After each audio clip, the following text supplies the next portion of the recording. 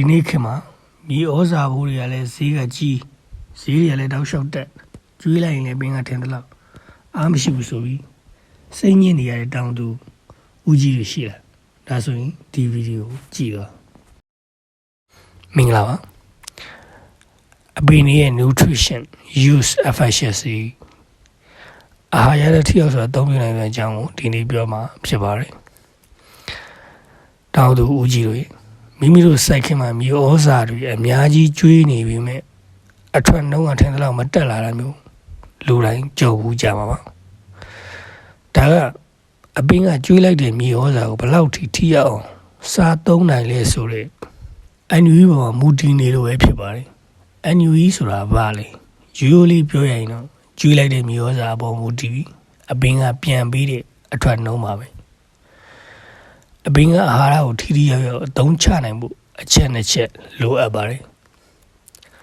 နံပါတ်1ကအာဟာရကိုစုပ်ယူနိုင်စွမ်းအမြင့်ကနေမြေကြီးတွေကအာဟာရကိုကောင်းကောင်းစုပ်ယူနိုင်ရမယ်နံပါတ်2အချက်ကအာဟာရကိုအသုံးချနိုင်စွမ်းစုပ်ယူပြီးတဲ့အာဟာရတွေကိုအပင်ကြီးထွားဖို့နဲ့အသီးနှံဖြစ်ဖို့ကောင်းကောင်းပြောင်းလဲပေးနိုင်ရမယ်ဒီနေရာမှာကျွန်တော်ကြည့်အောင်အာဟာရရတဲ့တွေဘာကြောင့်အလဟာတက်ဖြစ်နေရတာလဲမြေဩဇာကျွေးတဲ့လောက်အပင်ကမစားနိုင်မဲ့ဆုံးရှုံးသွားစေတဲ့အကြောင်းရင်းတွေအများကြီးရှိပါတယ်။ဘာတွေလဲ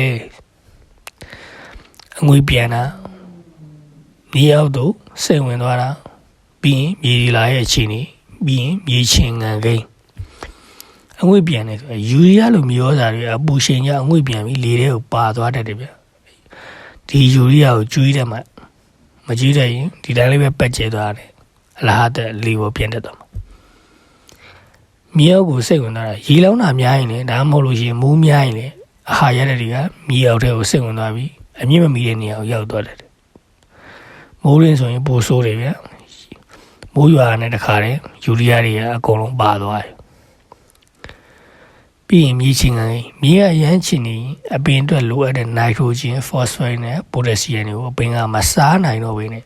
အဆိပ်သင့်စေတဲ့တန်တက်အလူမီနီယမ်ဓာတ်တွေကပိုများလာတတ်ပါတယ်ဒါကိုတချို့တောင်သူတွေမသိပါဘူး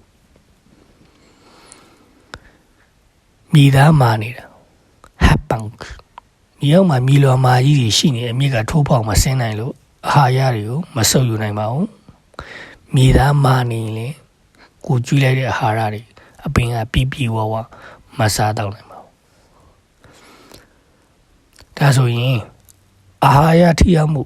အန်ယူီတိုးတက်အောင်ဘယ်လိုလုပ်မလဲအပင်ကမြေဩဇာကိုအပြည့်အဝစားသုံးနိုင်ဖို့ဆိုရင်ကျွန်တော်တို့ဒီနည်းလမ်းတွေကိုဂရုစိုက်ရမှာပဲ organic တဲ့တစ်ဆွေးတဲ့လို့မြေဩဇာတွေကိုထည့်ပေးရမယ်မြေကြီးလာမှာ organic တက်များရင်အာဟာရတက်တွေကိုထိန်းထားပေးနိုင်ပြီးတော့အလားဟာတက်ဆုံးရှုံးမှုနည်းစေတယ်မျှကြီးဖြစ်ရမှာပေါ့နော်အကျိုးပြုအနုဇီဝတွေမြေတရာထဲမှာအကျိုးပြုပိုးလေးတွေရှိနေလို့ရှိရင်လေတို့ကနိုက်ထရိုဂျင်ကိုဖမ်းပေးတယ်မြေထဲမှာခဲနေတဲ့ဖော့စဖတ်တွေကိုအရေးပြောလုပ်ပေးတာမျိုးတွေကူညီပေးတယ်ပေါင်းမြင့်တဲ့ပိုးမွားတွေကိုနှိမ်နှင်းပေးတယ်ကိုကဘလောက်ပဲကျွေးပေါင်းနေရှိရင်အဲ့ပေါင်းနေကိုကျွေးလိုက်တဲ့အာဟာရကိုအဲ့ဘေးနဲ့လူရဲပြီးစားတော့အဲ့ကြကိုကကြီးတဲ့လောက်မကြီးတော့ပိုးမွားကြောကကြာရောက်လေအပင်ကအာဟာရကိုကောင်းကောင်းမဆုပ်ယူနိုင်ဘူးအဲကြောင့်အချိန်မီကာကွယ်ရမယ်ဘုဒ္ဓစီဖြန်းလာတယ်ကျွန်တော်တို့ကကာကွယ်ဖို့အရင်လုပ်ရမှာကျူးချင်းကာကွယ်တဲ့နည်းလမ်းအကောင်းဆုံးပဲဗျပြီးရင်မြေသီလာကိုစစ်ဆေးရမယ်ကျွန်တော်တို့တောင်သူတွေအများစုကမြေသီလာကိုစစ်ဆေးတဲ့လူရှားတယ်ဗျ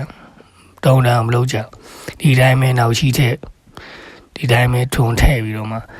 ဒီဓာတ်မြေဩဇာကိုစီရွေးတုံးနေကြဒီကနေ့ကိုယ့်ရဲ့ပြည်လောက်ဆက်ပေးဘယ်လောက်ရှိလဲတော့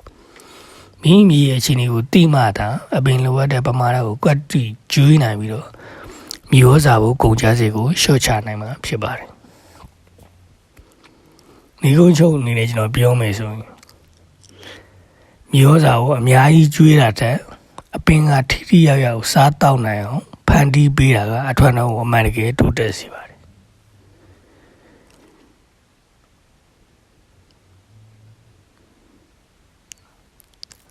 ဒါကြောင့်တောင်သူတွေနဲ့